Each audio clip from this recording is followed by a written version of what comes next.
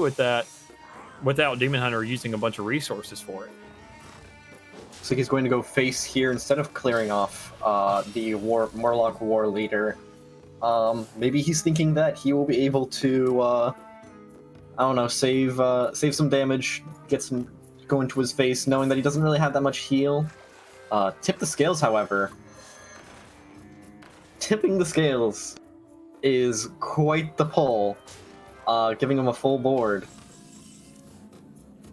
Which, it does give you 7 minions anyways. So regardless, it would have been a full board, but playing that with the 2 minions on board already, you know, I think that's huge for him not to utilize that. That's a free board fill right there. When you have the 8 mana and you're trying to establish yourself on board, I mean, it's great in a matchup like this, but when you already have 2 minions on board, you have a minion which is next turn going to give you 3 Murlocs as a whole. I think a Gift of Luminance would have been a much better draw there because a War Leader, it gives you that damage buff. It gives them both Divine Shield, proccing them from those attacks that Demon Hunters, I mean, notoriously going to get and going to focus to get those trades, clear out those minions, especially when we see he has a Blade Dance in hand. The fact he didn't do that Gift of Luminance is huge in my opinion. Absolutely, absolutely. But it does look like, even though it might not have been the perfect play for the situation, FluffyBoy does not have a lot to go against it. He does not have that Throwing Glaive. He does not have the Shard Shatter Mystic. And looks like he's going to be using the Divine Shield on a full board. Yeah, another interesting play. Because, I mean, he didn't get the utilization of getting that extra minion out of it. I mean, personally, I would have done it for something more like McGurgle because, I mean, that's another prime in your deck. That's another 7 cost. So just going to summon, you know, 3, 4 more minions for you overall, you know, depending on whether you get a dormant minion or not. I mean, that could have been free. That could have been another 2 insanely good draws for him, especially in a draw-heavy deck. You increase your likelihoods of grabbing those cards. But, I mean, super odd that he opts for it now. I mean, he still has that option with this Gift of Luminance he just got in hand, but is he going to choose to use it there, or is he just going to Divine Shield the Fishy Flyer again? Going to Divine Shield the Fishy Flyer again. Very interesting. Interesting choice to do that, but it appears no more Soul Fragments left in FluffyBoy's deck. Zoologist isn't going to do anything. Soul Shard Lapidary isn't going to do anything. I think he just loses here. He does indeed. Looking at the damage on board, we got 3, 4, 6, 7, 10, 15, 16. And Demon Hunter only has 14. So, I mean, overall, FluffyBoy doesn't have anything to work with. He doesn't have any buffs to try and play. He doesn't have any lifesteal going for him now. At this stage in the game, you just kind of got to give in because, I mean, he's even going face. So, in that case, you can't look for any trades because even if you do, you're going to get that damage on yourself regardless. So, absolutely. And it looks like match 3 is going to be going to the God's Voice. Interesting. Interesting. So we do have the game on our hands indeed now. FluffyBoy looking like he could have 3-0'd, but... Oh, yeah, you know what? And, hey, you were saying earlier that Murloc is one of his weaker decks to have. So, you know what? We could be seeing a reverse sweep right now. I'm excited. Well, I mean, I did say that. But, I mean, yeah. I gotta admit, I'm biting my tongue after seeing some of those Shaman plays. I may have to go back to the drawing board on that one. Because he's going to be facing it again now. And I think as long as Demon Hunter saves these Soul Shatters, you know, holds onto those fragments in his deck, tries to mulligan for him, which is what he's opting to do so far, it looks like. I think he has a much better shot to clear these boards, take care of these options that he's got, and Shaman's going to have a real ringer to deal with this time around. Absolutely. And hey, he has Eldrachi Warblades, Il'gynoth, and Chaos Strike all in the same hand. He could be going for the OTK. Which, I mean, that is an option. Issue is he has to find a way to allocate his resources well enough in order to get the OTK. I mean, we saw last game, he's sitting there just destroying soul fragments just to get a minion on the board, you know, instead of playing something else or just holding off a little bit. especially when there's nothing on board. I understand board control is everything, but I mean, you don't need to throw something down, waste the battle cry just to get a 3/3 down. So overall, I think, you know, Demon Hunter is capable of it, but can't exactly get off. And very unfortunate. Very unfortunate. Yeah. Trick totem. You hate to see it. I'm just gonna leave it at you hate to see it. Casting a random spell, it costs 3 or less, killing his own minion. You know, random stuff definitely is a hard thing to account for when you are playing these types of decks. But I mean, that was a good draw, though. I mean, he got another. He got a great one out of that. I mean, man got another snack run. I mean, so he got a bloodlust out of that. So he just got another card for his win condition here. So I mean, that's astronomical. I mean, if I was in a ladder situation, I'd be thanking RNGesus for that one. Oh, but absolutely. In this situation, you know, he's got to actually utilize these bloodlusts. I mean, just because you have another one in hand doesn't mean that's another one you can just kind of throw away. Oh, so he still has to sit there, think about how he's going to use it. Does have a third bloodlust now. I mean, he's definitely got to think about how to use it now, because he needs to get rid of one of them, because I mean, he just has too many in hand to deal with. At this point, it would not surprise me if he just used one just to get a hand. But hey, you know, he's probably thinking, you know what, last match I could have used a third or fourth bloodlust, and you know what, this time RNG is like, you know what, hey, I'll give it to you. There's your third bloodlust. Okay, some nice, really good draws here. Very lucky. The trick totem is giving back. He shut down a minion and was like, okay, that's not exactly what I wanted. Yes, you know what, but you sometimes need to make a sacrifice for some of your gods to just, you know what, exactly. Demon Hunter opting to end the turn here. So instead of getting off, you know, that diligent note taker, which would have been huge, because when you think about it, you know that God's voice is going to be looking at a bloodlust here. And he's going to get it right back into hand once he casts it because of that diligent. That's going to pop off that spell burst, allowing him to have another one in hand, which is huge for this Demon Hunter. I don't know exactly how he's going to be able to manage at this point, because when you have so many resources to work with, you have so many bloodlusts at this point. I mean, heck, go for it, man. And you can sit there and get more boards. Your trick totem apparently is on your side at this point, giving you everything you need to work with a secret, with a draw to. You know, everything is working in your favor. So at this point in the game, I mean, you can burn those bloodlusts. You don't need to worry about that as much. Very greedy Il'gynoth here. He might just be dead. He might just be dead from bloodlust next turn. It's not going to be enough damage. It's going to be 12 here. It's going to be 12 damage to his face. Yeah, he dies to bloodlust. And he does have that Torn as well to sit there and clear the 2/6 if he wants to DM it, but I think he's just going to look to end here. Absolutely. And it looks like game 4 goes to the God's voice. Okay. So we're looking at a 2-2 here. This is interesting. This is getting good now. Absolutely. I am very excited. We're going on to game 5. Now in this situation, we're going to see FluffyBoy's Paladin for the first time, because he hasn't whipped it out yet. Or wait, he did actually whip it out. I'm sorry, against no, he won. I'm sorry, he won with the Paladin already. What he's going to have to whip out now is going to be that Demon Hunter once again. I'm sorry, excuse the ignorance, but overall, he's going to have to whip out that Demon Hunter once again. But now, we're going to be seeing God's Voice Priest here, which we haven't seen yet. I think he's been trying to get those aggro decks out of the way, as I've been, you know, usually advising for most of these players, because of how drawn base it is, how much you need to be lucky in the front end and try and get those draws right up front with those mulligans. I mean, I totally understand trying to get that out of the way, because if you lose it, you can go ahead and play it again, and you have one more shot to get those draws you need to help yourself out. Because regardless of the win rates, I mean, it all comes down to those beginning draws. So, you know, the more you play those aggro decks, the more options you have, and the more opportunities you get to win that early game and establish yourself. So at this state, I mean, Demon Hunter, he's cashing in on everything. He only has this one opportunity left. He didn't find too many resources to work with, didn't have too many soul shatters. He didn't get those soul fragments in his deck to capitalize on. So at this point, it's just going to be him facing off against Priest, who has just a lot of heals. So I mean, Demon Hunter could ping him down all day, but with so many heals and Priest putting himself on board so well, and especially looking at the model we have here, with a Sand Hoof, which heals 5 at the end of a turn.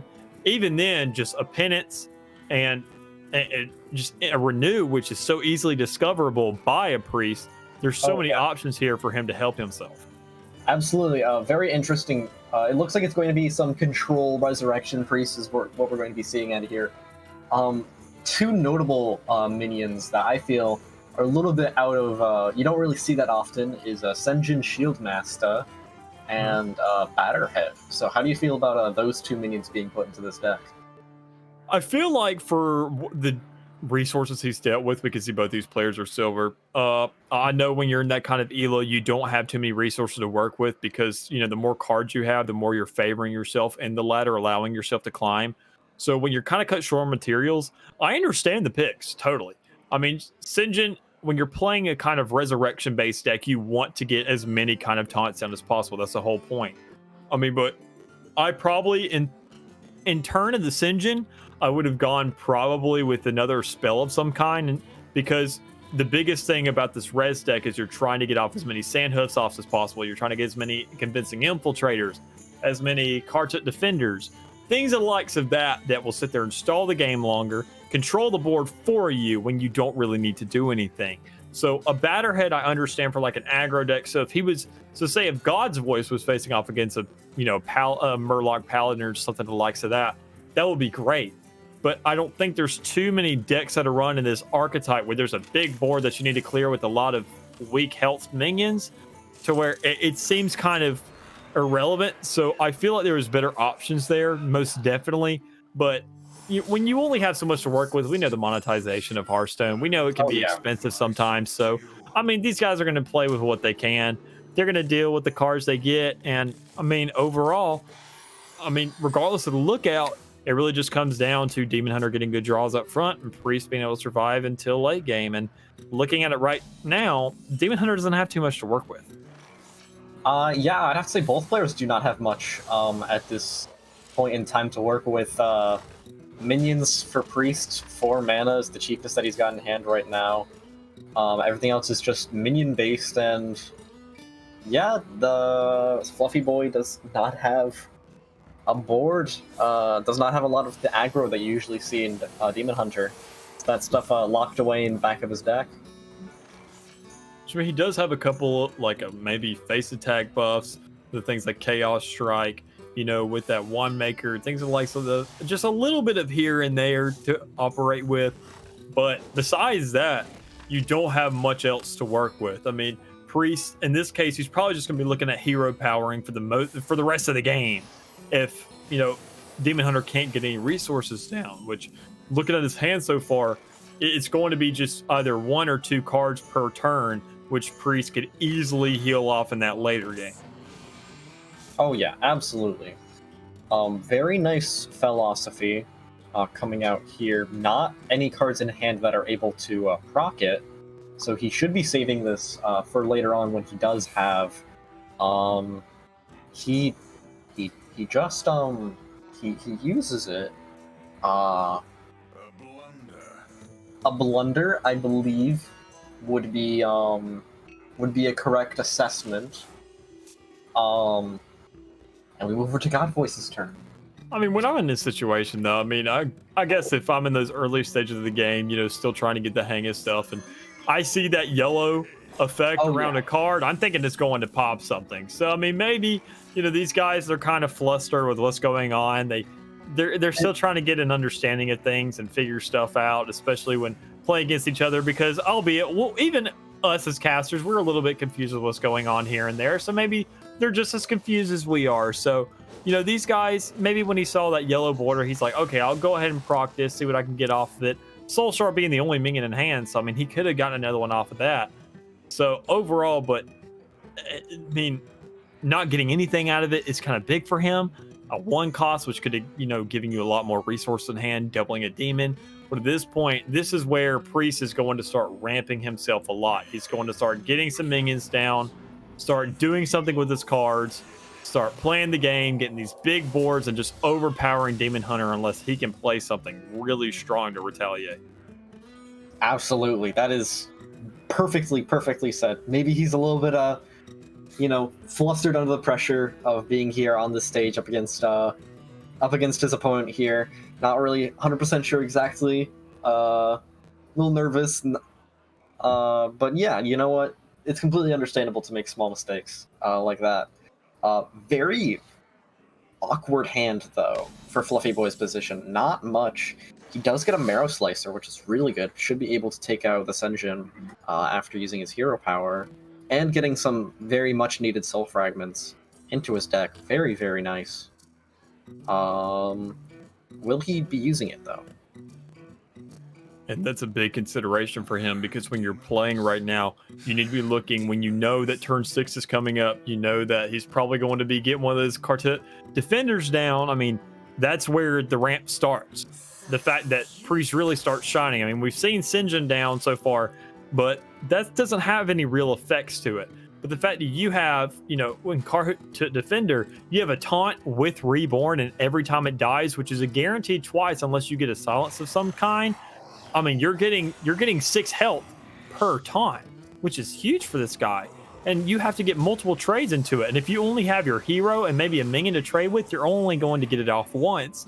And then once you go into the later game, I mean, he can revive 3 of them at a time, especially when you have the likes of, Psychopomp. You have another res on top of it with that Reborn. Once again, no matter what the minion is, I mean, overall, even if he silences it right here, it's not a huge hindrance for Priest because he's only lacking 2 health.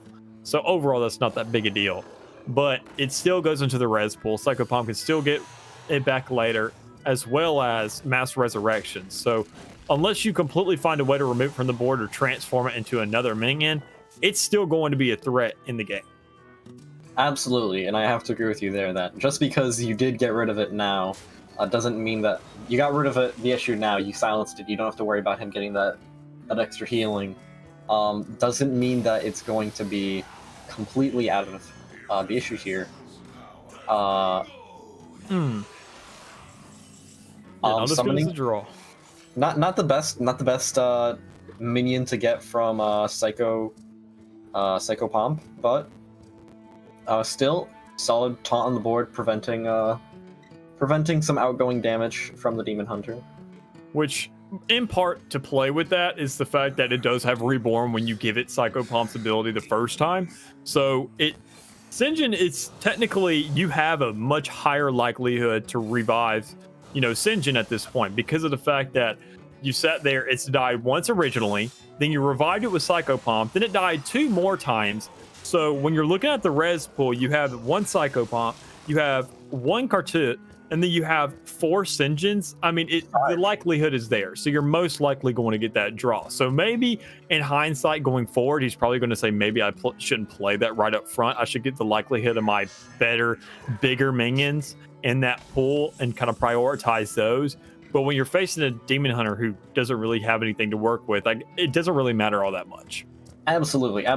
It's very unfortunate hand for FluffyBoy not having much. Using that Mana Feeder Panthera to get that extra card draw. School of Gul'dan is going to be amazing next turn. This turn he's going to coin it out. Okay, really good card draw. But yeah, like I was saying, Senjin Shieldmaster, he played the first one when he got it. Then he got the Psycho that gave it Reborn, so that's 2 more. And then he played it again, and so there's 5 total Senjin Shieldmasters in the res pool. So that's gonna be very tough to get that Quartet defender if it's 5 versus 1. Yeah, especially with this Mass Resurrection coming up, the fact that you're resurrecting 3 minions, but you're not getting that Reborn effect out of this. I mean, he could be looking at 3 Sinjins right here, which he doesn't get. He gets 2 out of 3. He gets Psychopomp. That's not as good as a draw. You know what? Absolutely, but at this point, it's pretty good. It's pretty good. I mean, you usually want to sit there and opt for the convincing infiltrators, which you just now got one in hand, albeit, when you're put in that situation, you're not dealt with too much to deal with. You want to go ahead and try and protect yourself as much as possible from Demon Hunter. But if you have the Quartet defender in hand already, maybe next time around, just kind of wait it out, let that turn, because I mean, Karta's going to save your life. So, I mean, say if he played that up front, then that died twice or died once at least, and he does a Psychopomp. It goes 2 more times. Then you sit there and have 5 more times with another one. It would just ramp way too quickly, and especially with the Mass Resurrection coming up as well, which he just popped. I mean, think about it. That is 3 more, which have to die twice, theoretically. I mean, with the likelihood of how many times it's going to be put in the res pool at that point, you're going to have 18 damage to heal. So, I mean, Demon Hunter isn't too much of a threat at that point when you've got a lot of healing on board that doesn't even matter. Absolutely. Il'gynoth coming out, getting a little bit of extra damage out onto God's Voice. He does have quite the arsenal to deal with Il'gynoth, but we'll see what he comes up with. We'll see what he decides to do. Interesting. Going to use both Holy Novas here. Very interesting play. And creative use of Holy Nova's ability to not only heal your minions, but deal damage to your opponents as well. Getting that little bit of extra health on your minions to keep them alive, to get that Batterhead proc. Which, albeit, when you are facing up against a Bladed Lady, which FluffyBoy does have in hand, you know, he was probably looking at the threat like that. Knowing that facing this Demon Hunter in the past, seeing that Bladed Lady come out before, he knew it was going to be a threat at some point, thinking about how do I go ahead and protect myself against this. So if he gets those heals on the minions as best as possible, making sure not to trade the Shield Master in, and then make sure that, you know, that Batterhead is left undefended, he's, you know, technically throwing away damage if he doesn't get those procs and get those heals off. So making sure that the Bladed Lady is going to have to train to the Shield Master if he's going to do any kind of face damage or amount himself to anything. But even with that, if he does get it off, you're going to have Batterhead, you're going to be able to heal it, trade into Bladed Lady with that 3 health, and then, you know, trade it right into Demon Hunter's face at that point. So lots of stuff to work with, but we got to see it be executed now. Looks like 8 healing to his face. It's going to be a very even game. Similar life totals right now. Does appear that he's going to... I assume he's going to be just Plaguing of Death in here, just to clear the board, set everything even. It's a pretty close game. It is. Surprisingly, because albeit right up front, I thought Priest had this in the bag.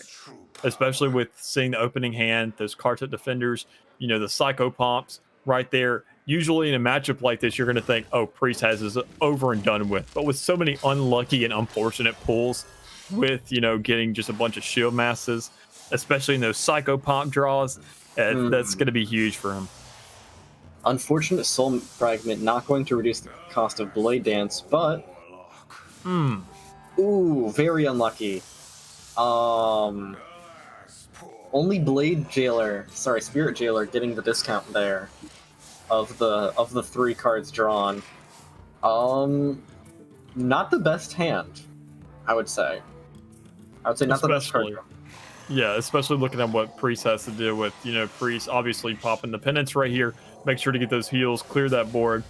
All you really have to work with is a Shard Shatter in hand and a Blade Dance and a Twin Slice. I mean, Demon Hunter's running out of resources really, really quickly here. And Priest in this stage of the game, he can really just let Karta stand there, and he can throw out an Infiltrator when need be, just heal himself and deal 3 damage for the rest of the game. Because, I mean, that's all he really needs. Once this dies the first time, see, he gets full heals, still has 3 on the board. And next turn, he can throw out an Infiltrator if he needs to, and just basically draw this out until fatigue because of how much Demon Hunter has to draw. Absolutely. Nice clear coming in from FluffyBoy as he gets a good board pressure and 7 damage. Very, very nice.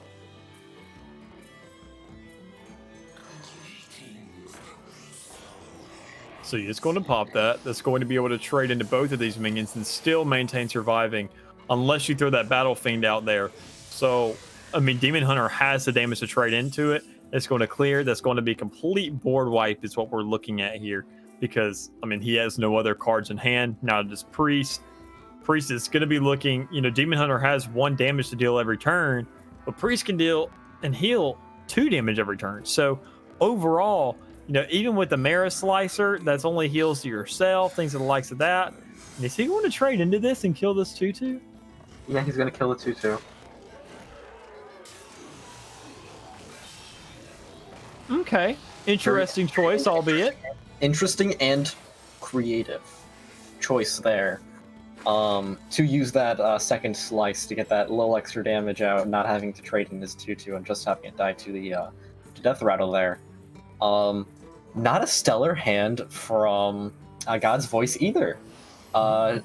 Shadow Word, Death and Pain, chilling in hand, no minions to use it on. Okay, good draw for FluffyBoy here. God's Voice will be able to get rid of 2 of these, though, because of the 2 spells that he has in hand. But that will still leave a 3/3 on board. You still have a 4 damage weapon in hand. Okay, he does not get a pain, but yes, clearing 2 of those minions on the board is going to be very good for God's Voice. Will it be enough, though?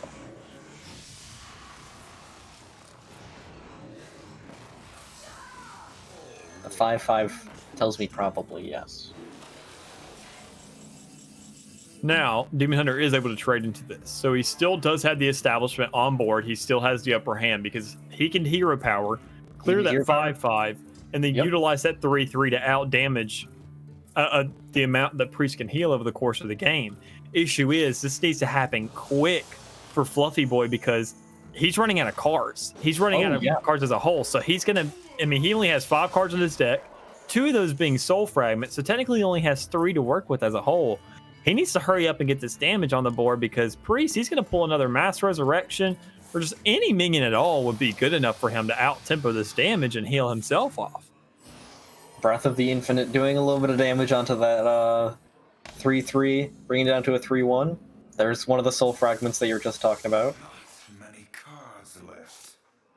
Not too many cards left, indeed. As this goes down to the wire. Both players just having to get their top decks as lucky as possible. Which means this Bladed Lady is huge for him. That assists him in terms of getting that damage off quickly, and he may actually be able to out damage him before he can get any kind of res going and any kind of heals going off for Priest here. We do see the Batterhead being the only resource to come out he can work with, being able to clear one of those minions. But overall, he can trade into this Bladed Lady. Issue is, you got to look for a way. Demon Hunter, he has, 2-3 damage on himself alone, which he can use to clear the Batterhead and keep the 6 on board. He absolutely can. Will he do it though? That is the question.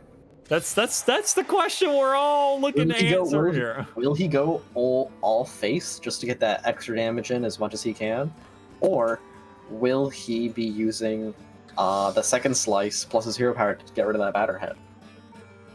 I mean, with nothing to look at here, he has nothing left in his deck. He only has a second slice left in his hero power for the rest of the game here. I mean, absolutely. That's the only option. If he trades that Bladed Lady in any kind of way, gets enough damage on it where it's dying, he's only doing 1 damage per turn while Priest is maintaining to heal 2 per turn. So, I mean, if he doesn't maintain this trade right here, he's going face. Batterhead being able to survive. Oh no. Oh no. And Penance pretty much seals out the game here. Not even needing to clear the Batterhead. Yep, that is going to be match 5 going over to the God's Voice. I mean, that's just game right there. That's the series. There is nothing FluffyBoy can do.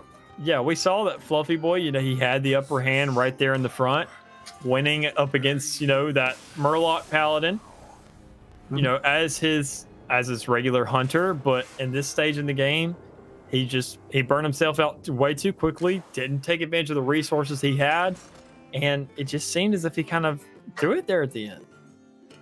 Absolutely.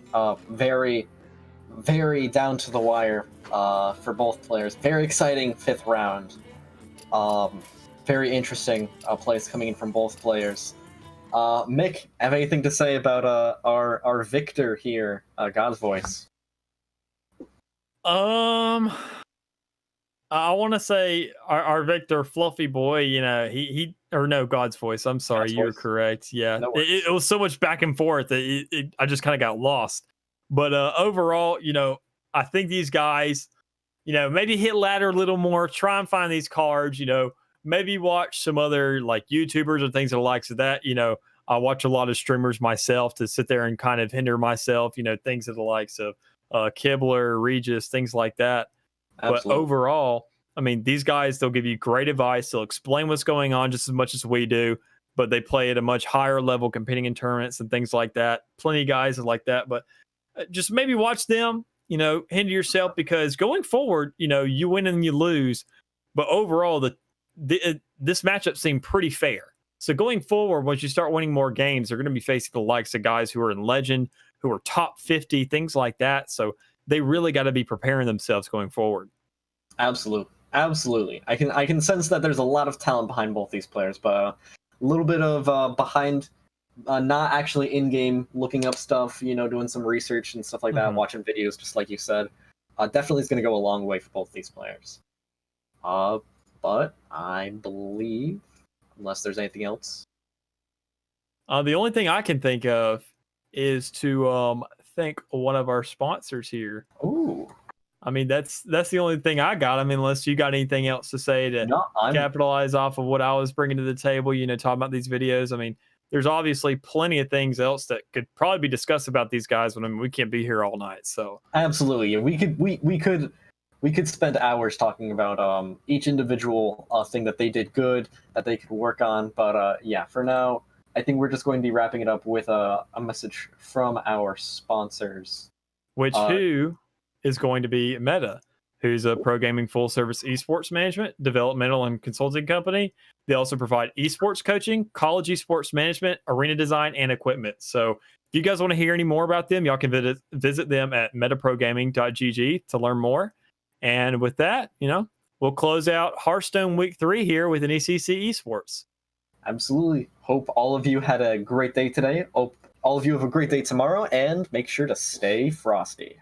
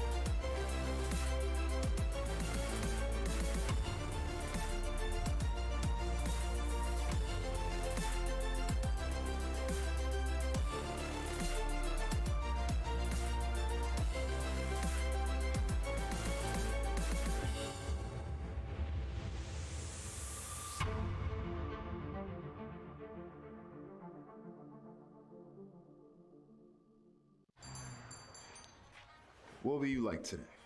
Another Cloud 2 classic? I'll stick with the usual. Maybe take a little bit off the sides.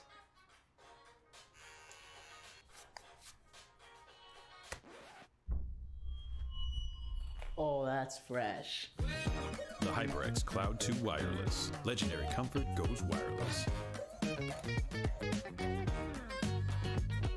Hey, watch your head.